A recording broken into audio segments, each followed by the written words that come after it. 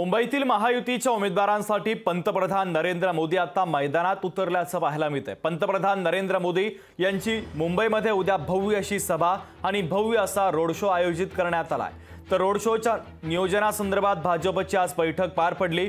मुलुंडमध्ये चंद्रशेखर बावनकुळेंच्या उपस्थितीमध्ये ही बैठक पार पडलेली आहे। तर घाटकोपर दुर्घटनेनंतर रोड शोच्या मार्गामध्ये बदल होणार का याकडे मात्र सर्वांचं लक्ष लागलेलं आहे। तर पंतप्रधान नरेंद्र मोदींच्या रोड शोच्या संदर्भातली आत्ताची सगळ्यात महत्त्वाची बातमी आपण पाहतोय। मुंबईतील महायुतीच्या उमेदवारांसाठी पंतप्रधान मोदींचा भव्य असा रोड शो आणि प्रचार सभा पार पडणार आहे। दरम्यान मोदींचा नियोजित रोड शो कसा असेल याचा तपशील आपण ग्राफिक्सच्या माध्यमातून पाहूया।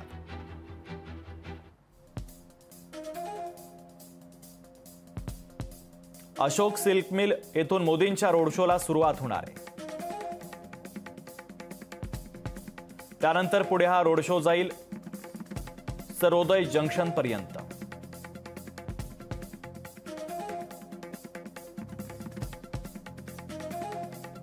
पुढे हा रोड शो एमजी रोड पर्यंत जाईल।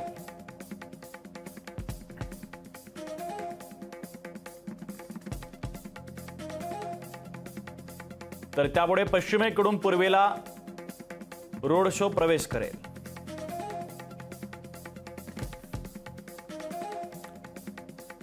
पुढे वल्लभबाग जंक्शन पर्यंत रोड शो असेल।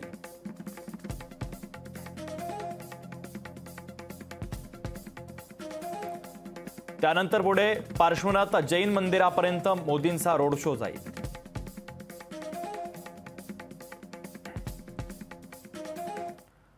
तर रोड शोच्या नियोजनासंदर्भात भारतीय जनता पक्षाची एक महत्त्वाची बैठक देखील संपन्न झाली आहे।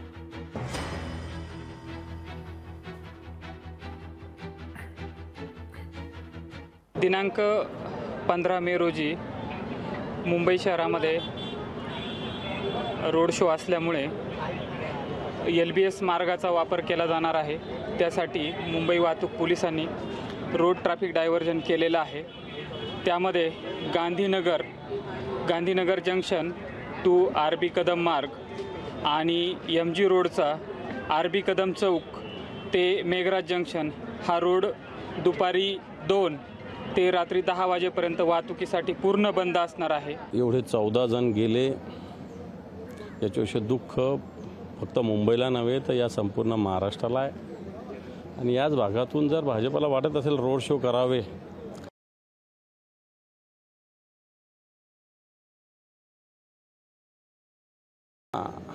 सांगतील त्यांचा त्यांनी विचार करावा। तुमच्या आमच्या भेटीसाठी आणि येणाऱ्या लोकसभा निवडणुकीच्या प्रचारासाठी। दरम्यान महत्त्वाची अपडेट आपण पाहतोय। घाटकोपरच्या LBS मार्गावरून रोड शोला सुरुवात होणार आहे। ज्या भागात रोड शो असेल त्या भागातून प्रवाशांनी प्रवास टाळावा असं आवाहन देखील आता प्रशासनाच्या माध्यमातून करण्यात आलेलं आहे।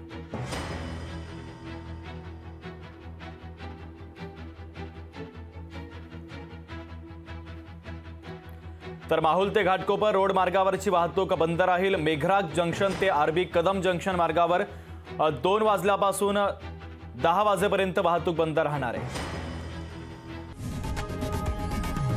लोकशाही मराठी ऐका, पहा, जागरूक रहा।